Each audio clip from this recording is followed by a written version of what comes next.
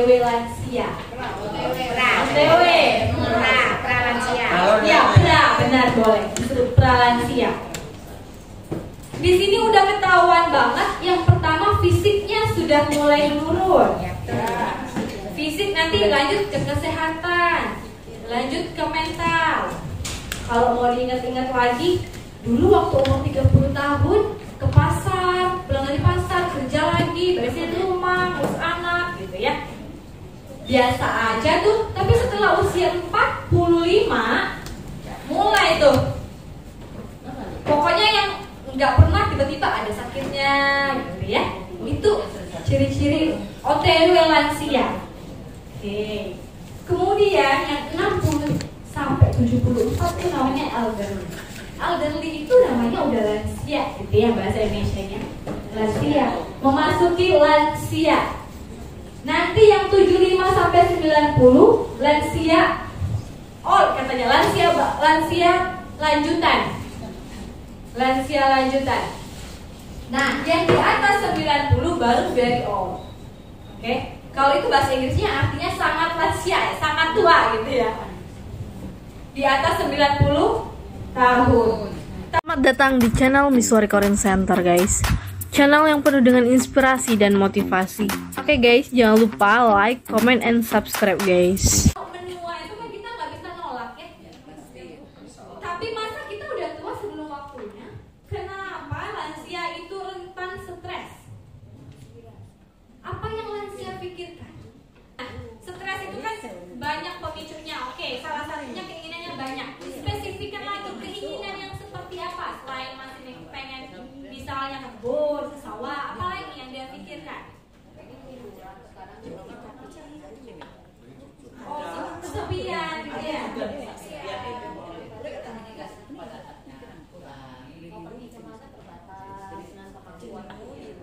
Betul. Ini udah pintar-pintar nih ya.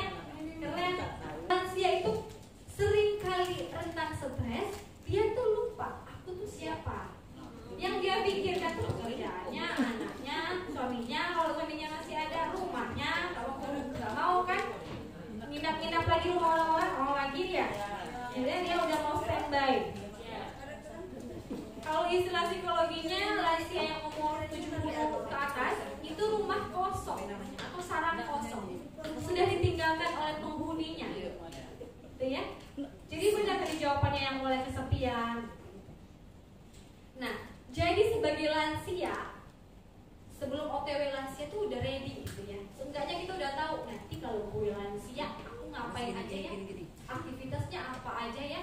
Tapi itu kudu disesuaikan sama kemampuan kita, ibu.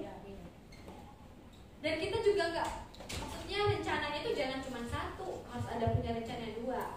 Mungkin awalnya aku yang penting bisa bertanam lah di sekitar rumah, menghasilkan cabai ada sekilo bisa.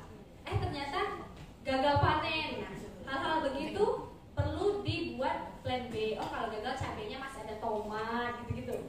Gitu ya. Sehingga nggak fokus pada satu tujuan aja. Penurunan daya ingat. Pikun, ya, bahasa awamnya pikun. Jadi kalau udah pikun itu, dia benar-benar nggak ingat. Urutan pikun itu menurunnya dari memori terbaru. Misalnya umurnya 70 tahun nih, ya, dia mulai melupakan, kehilangan memori. Dia umur 70, 69, 50 itu bertahap dia, ya. Dia hanya paling ingat aku muda dulu, misalnya pacarnya siapa aja nih ingat tuh. Misalnya tuh, ya, dulu gimana dia melahirkan anak pertama, melahirkan anak kedua, ingat banget. Tapi nama-nama cucunya dia udah lupa. Ingat lagi lah. Makanya kalau mau ngajarin nenek-nenek ilmu baru tuh susah. Ya karena dia sudah mengalami penurunan intelektual. Ya. Kemudian gangguan pencernaan. Apa tuh dengan rumah? Asam lambung. Kemudian dia biasa gitu ya, pengen pipis terus. Kadang nggak berasa. BAB juga, konstipasi namanya. Gitu ya. Sebenarnya ini dia berurutan. Adanya gaya hidup yang nggak sehat. Tapi nggak ketika lansia doang. Harusnya gaya hidup sehat itu dimulainya kapan? Sejak ini. Mulai hari ini kayaknya ya. Kalau kita sekarang udah, walaupun ini perlu diingatkan terus menerus sifatnya ya. Contohnya lansia itu idealnya nggak makan malam lagi. Idealnya nggak suka lagi makan jeroan. Apa tuh? Yang suka makan paru, usus, hati. Iya. Karena itu kan sumber penyakit sebenarnya. Pada lansia yang sudah menurun kesehatannya, dia akan lebih mudah terserang penyakit. Oke? Nah itu juga, tapi ya merubah pola makan itu enggak bisa tiba-tiba. Mungkin di awal, iya kayak setiap Jumat pagi habis senam bareng makanannya rebus jagung, misalnya rebus ubi, kacang, iya buah-buahan. Kalau bubur kacang hijau, dia masaknya pakai santan, pakai gula. Iya, asam urat, kolesterol. Benar. Dia tetap bagi lansia. Bubur kacang hijau bukan kategori makanan sehat. Beda lagi sama ibu hamil. Ya, ibu hamil makanlah bubur kacang hijau. Ya. Iya, udah sakit semua. Oke, kemudian daya tahan tubuh menurun. Sekarang coba ibu bapak jawab sendiri. Apa yang membedakan daya tahan tubuh bapak ibu yang sekarang dibandingkan dulu zaman masih sebelum nikah? Ya, gadis. Apa bedanya? capek. Kalau sekarang kan banyak memikir, banyak kebutuhan, terus itu kecapean karena kerja. Dulu nggak terasa capeknya ya? Enggak, kalau pas gak itu kan enggak terasa. Kalau kayak sekolah kan kita kenalan. Zaman sekolah saya dulu jalan kaki sampai nyampe. Iya.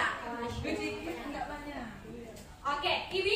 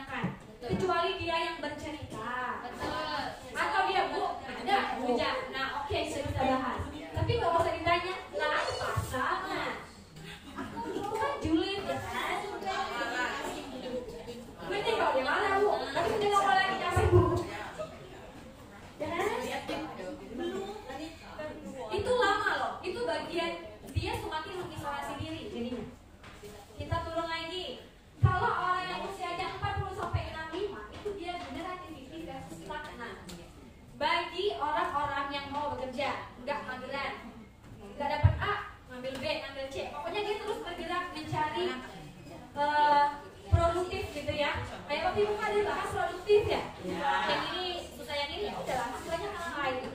Maka akan menjadi orang yang generativity.